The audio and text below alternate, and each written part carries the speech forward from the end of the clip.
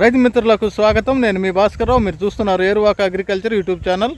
ఈరోజు మన వీడియోలో వచ్చేసరికి అడవి పందుల నుంచి మన వరి పంటని ఎలా కాపాడుకోవాలి, అడవి పందులు వరి పంటలో చేసే నష్టాన్ని గురించి ఈ వీడియోలో తెలుసుకుందాం.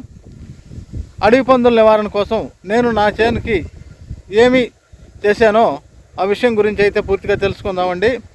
ఈ వీడియో చివరి వరకు చూడండి. నచ్చితే లైక్ చేయండి, షేర్ చేయండి, సబ్స్క్రైబ్ చేసుకోవడం మర్చిపోవద్దండి.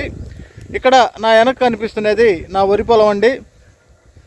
ఇప్పుడు ఇది 2 నెలల పైరయింది. అంటే విత్తనాలు నారు పోసి నాటుకున్నప్పటి నుంచి ఇప్పటి వరకు మొత్తం విత్తనాలు నారు పోసినప్పటి నుంచి 2 నెలల 5 రోజులు అయితే టైం అయింది. ఇప్పుడు అడవి పందులు అనేవి ఇటు కింద ఒక చెరువు ఉందండి ఈ వైపున. అక్కడి నుంచి అడవి పందులు మన చేలోకి అయితే ఒక 20 నుంచి 30 పిల్లలతో సహా పందులు మన చేలోకి గెనాల మీద వచ్చేసి గెనాలు నాశనం చేస్తున్నాయండి. అక్కడక్కడ వరి దుబ్బులను కూడా కొట్టేస్తున్నాయి. అది కూడా వీడియోలో చూపిస్తాను. దాని నివారణ కోసం అడవి పందుల్ని దారి మళ్లించడం కోసం నేనైతే మంగళ షాపు నుంచి ఈ వెంట్రుకలు అయితే తీసుకొచ్చానండి. ఈ గడ్డం చేసిన ఎంట్రుకలు విధంగా కనుక మనం క్షౌరం చేయించుకున్న ఎంట్రుకలు అండి.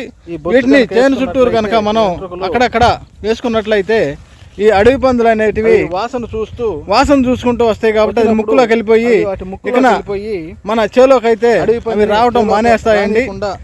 ఇది న్యాచురల్ గా చేసుకునే పద్ధతి. ఎటువంటి మందు పెట్టకుండా ఉచ్చు లేకుండా మన పొలంలోకి అడవి పందులు రాకుండా చేసుకోవడానికి ఈ సెలూన్ వెంట్రుకలు అయితే మనకి చాలా ఉపయోగపడతాయండి. దయచేసి ఈ వీడియో చివరి వరకు చూసినందుకు ధన్యవాదాలండి. ఇక మీకు అడవి పందులు చేసిన పని అయితే నేను చూపిస్తానండి.